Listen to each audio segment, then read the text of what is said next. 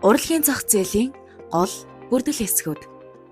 1-р бүтээл гаргагчид буюу уран бүтээлчид. Шинэ бүтээлийг бий болгож хувь хүний үнэт зүйл, соёлын утга агуулгыг илэрхийлдэг. 2-р дамжуулагч байгууллагууд. Галерей, арт дилер, дуудлага худалдааны компани. Эдгээр нь бүтээлийг үзэгчид болон худалдан авагчдад түгээн дэлгэрүүлж хүргэдэг. 3-р худалдан авагчид. Цуглуулагчид, хөрөнгө оруулагчид, музей, соёлын байгууллагууд, бизнесүүд хамаардаг. Дэмжих экосистем буюу урлагийн зөвлөх, үнэлгээчид, арт санхүүжилтийн байгууллагууд, даатгад, логистик, маркетинг. Урлагийн зах зээл эдийн засгийн ямар шинжтэй вэ? Уран бүтээлийн үнэ нь эрэлт ба нийлүүлэлт, бүтээлийн нэр хүнд, ховордол, бүтээлийн урлагийн ач холбогдол, түүхэн үндэс зэрэг маш олон хүчин зүйлээс хамаардаг. Иймээс энэ зах зээл санхүүгийн хөрөнгө оруулалтын нэг төрөл гэж ч үздэг.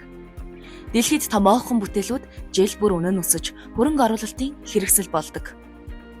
Урлагийн зах зээл эдийн засагт хэрхэн нөлөө үзүүлдэг вэ? Урлагийн зах зээл нь эдийн засагт дараах нөлөөг үзүүлдэг. 1-р ажлын байрыг бий болгоно. Жүжигчин, зураач, дизайнер, техникч, галерейн ажилтан гэх мэт. 2-р соёлын аялал жуулчлалыг дэмжиж ажилладаг. 3-р улсын брэнд, soft power-ыг нэмэгдүүлнэ. 4-р хөрөнгө оруулалт татах боломжтой. 5-р дижитал урлаг, онлайн худалдаагаар дамжуулан шинэ салбар нээдэг байна. Яагаад зах зээл гэж нэрлэдэг вэ? Учир нь урлагийн бүтээлүүд борлуулга, үнийн хэлбэлзэл, хөрөнгө оруулалт, хэрэглэгчийн зан төлөв, экспорт, импорт зэрэг эдийн засгийн жинтэй үйлдэлтэй байдаг. Өөрөөр хэлбэл урлаг бол зөвхөн соёл биш, эдийн засгийн бодит салбар юм.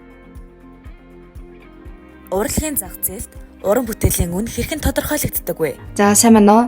За сайн. Танаас асуух хэдэн асуулт байна. За уран бүтээлчдийн үнэ зах зээл дээр ер нь хэрхэн тодорхойлогддог вэ?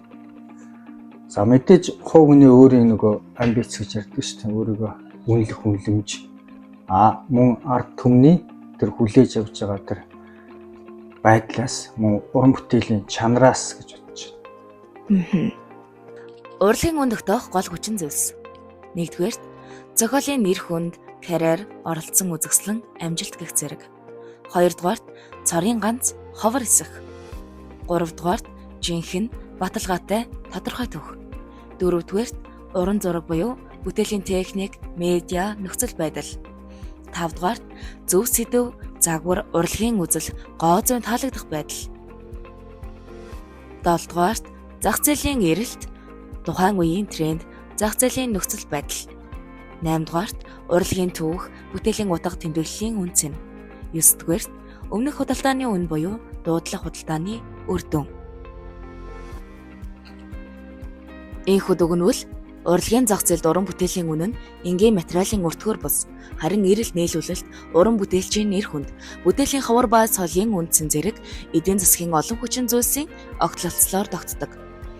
Иймээс урлаг нь зах зээл дээр соёлын капитал ба хөрөнгө оруулалтын боломжийг хаслуулан өвөрмөц эдийн засагтай салбар болдог. Анхаарал тавьсан явдал баярлалаа.